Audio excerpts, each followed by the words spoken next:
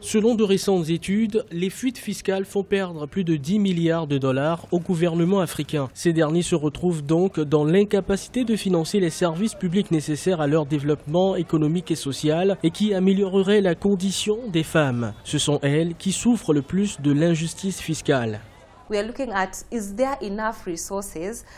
Il s'agit de s'assurer qu'il y ait assez de ressources que le gouvernement peut utiliser pour financer des services publics qui serviront à améliorer la condition des femmes. Ces services publics doivent concerner l'accès à l'eau saine, l'éducation, les prestations médicales. En général, ce sont les femmes qui supportent ces efforts et ces coûts. Si les gouvernements ne financent pas la construction de garderies, ce sont les femmes qui quitteront leurs emplois bien rémunérés pour rester chez elles et s'occuper de leurs enfants.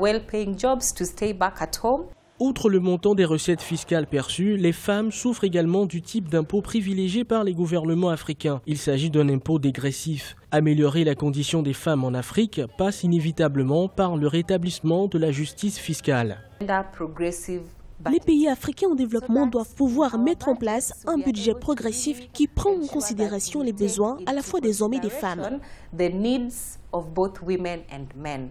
Selon les estimations, 60% des fuites fiscales sont dues à l'évasion et à la fraude fiscale perpétuées par les entreprises multinationales qui se servent de boucles juridiques pour minimiser leurs impôts.